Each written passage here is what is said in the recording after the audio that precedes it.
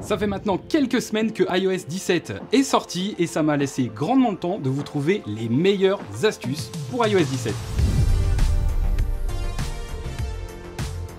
Mais avant de vous présenter la première astuce, vous le savez, je vous ai déjà présenté les robots aspirateurs intelligents et connectés de chez Roborock qui vous permettent non seulement d'aspirer, ce qui est quand même mieux pour un aspirateur, mais en plus de nettoyer le sol en un seul passage. Et bien ils viennent de présenter leur nouveau Roborock Diad Air, un aspirateur lavant à main qui est tout aussi intelligent et connecté. Le gros point positif qu'il va y avoir, c'est que tu vas pouvoir aspirer et laver en un seul passage. Comme tu peux le voir là par exemple, je lui ai vraiment pas fait de cadeau, j'ai renversé une tasse de lait avec des céréales et pourtant, en un seul passage, tout est propre. En mode auto, le nettoyage s'adapte automatiquement en détectant le degré de saleté du sol grâce au capteur intelligent Dirtect et tu vas pouvoir le passer vraiment dans les moindres recoins parce qu'il a une marge de moins de 3 mm avec les bords et une autonomie jusqu'à 50 minutes. Et une fois le nettoyage terminé, t'auras plus qu'à le poser sur sa base et appuyer sur un bouton pour qu'il s'auto-nettoie et qu'en plus il se sèche sans bruit gênant avec son système RevoBrush. Toute la saleté et l'eau sale sera dans un même réservoir et dans un autre, tu auras juste à remplir en eau propre. Bien entendu, c'est Roborock, donc tu pourras visualiser les informations importantes et paramétrer les différents modes comme la puissance d'aspiration et le débit d'eau directement depuis l'application gratuite. Tu trouveras le lien pour avoir toutes les informations et te procurer le Roborock Diad Air en description de la vidéo. Merci à Roborock de soutenir une nouvelle fois la chaîne et on passe maintenant à la première astuce. Tu le sais, sur l'iPhone, tu as possibilité de faire des photos avec un effet de flou à l'arrière, c'est-à-dire un effet bokeh. Comme tu peux le voir juste ici, ça t'applique l'effet automatiquement. Mais maintenant, avec iOS 17, tu vas avoir la possibilité de modifier la puissance de cet effet, comme c'était déjà le cas avant, mais surtout de modifier l'endroit où est appliqué le flou. Ici, j'ai ma photo, je vais venir appuyer sur modifier.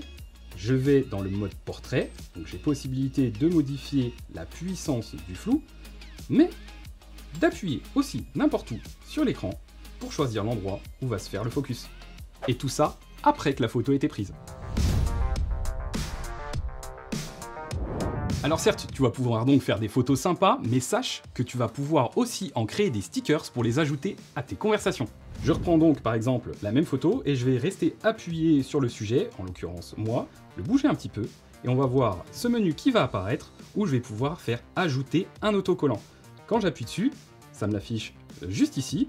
Je peux le modifier en ajoutant un effet. Ici, j'ai donc aucun effet à appliquer. Je peux choisir qu'il y ait un contour blanc autour de la photo, un mode BD, un mode gonflé qui va s'adapter suivant comment on penche le téléphone, ou un mode brillant qui va fonctionner de la même manière. Je choisis donc par exemple cet effet-là, je fais OK. Il est maintenant dans mes stickers. Et si je viens maintenant dans une conversation, je peux appuyer sur le plus, autocollant, et là choisir mon stickers et le positionner où je veux dans ma conversation.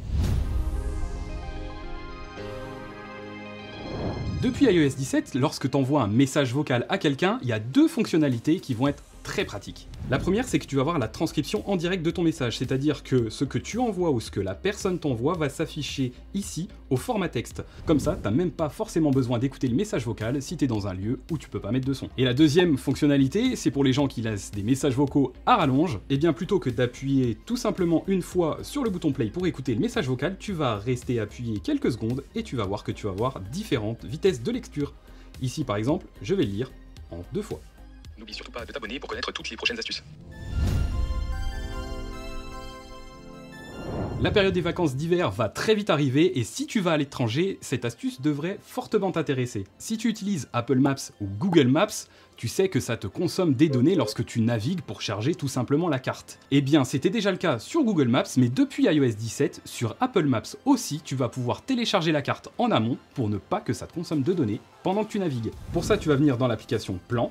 Tu vas appuyer ici sur ta photo de profil, aller dans Plan hors ligne, télécharger un nouveau plan, tu choisis la ville que tu veux télécharger, ça te propose une sélection que tu vas pouvoir bien entendu modifier, agrandir ou rétrécir. Tu verras ici ce que ça va utiliser en espace sur ton téléphone et tu n'as plus qu'à appuyer sur télécharger. Comme ça, quand tu vas naviguer dans Paris, ça fonctionnera même si tu n'as pas de réseau et ça te consommera plus aucune donnée.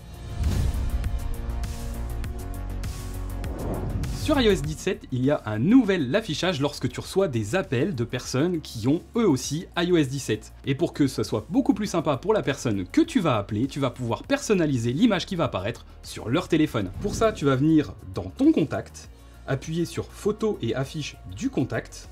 Tu vas ensuite venir appuyer sur le plus, choisir soit ton Memoji, un monogramme, donc à ce moment-là, ça va tout simplement afficher les lettres de ton nom et ton prénom, mais le mieux, ça va être bien sûr d'appuyer sur photo. Tu pourras venir choisir la photo de ton choix, la positionner comme tu le souhaites, y appliquer des effets si tu en as envie. Tu peux même choisir la couleur du fond, et une fois que tu as fait ta sélection, tu pourras venir même adapter la police et la taille du texte. Quand c'est terminé et que ça te plaît, tu fais OK, tu as un aperçu de comment ça va apparaître chez la personne que tu appelles, tu fais continuer, tu peux recadrer ta photo de contact, continuer, et c'est terminé. Si tu as l'habitude de faire des photos avec ton iPhone et de les recadrer a posteriori, cette astuce devrait te faire gagner pas mal de temps. Habituellement, quand tu veux recadrer une photo, tu vas venir ouvrir la photo, appuyer sur modifier, ensuite venir dans recadrer. Là, tu peux choisir la forme que tu souhaites, et puis ensuite venir zoomer et appliquer cet effet à ta photo. Mais avec iOS 17, c'est beaucoup plus rapide.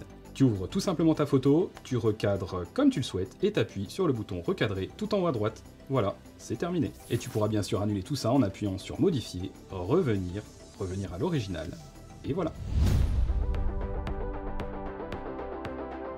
Si tu as l'habitude de suivre mes astuces, tu le sais certainement, la durée de vie de ta batterie peut être aussi impactée sur la façon dont tu charges ton téléphone et surtout à combien de pourcents tu vas charger ton téléphone. Comme tu le sais, il est préconisé de le charger pas au-dessus de 80% et en tout cas si tu viens à le charger au-dessus de 80%, tu dois y rester le moins de temps possible. C'est pour ça que depuis quelques temps, quand tu vas dans tes réglages et que tu vas venir dans batterie, état de santé de la batterie et recharge, tu as ce bouton recharge optimisée de la batterie qui est activé d'origine. Si par exemple tu charges ton téléphone pendant la nuit, il va charger jusqu'à 80% dès le début de la nuit, et si ton réveil est par exemple à 7h le matin, à 6h il va finir la recharge entre les 80% et 100% de façon à ce que tu te réveilles avec 100% sans que tu aies rien remarqué. Alors ça c'est pas mal, mais sur les nouveaux modèles d'iPhone, tu vas voir, il y a une nouvelle option, toujours au même endroit, réglages, batterie, état de santé de la batterie, et dans optimisation de la recharge, tu le vois, il y a la recharge optimisée de la batterie, comme c'était le cas sur les précédents modèles d'iPhone, mais il y a surtout un nouveau menu, limite de 80%.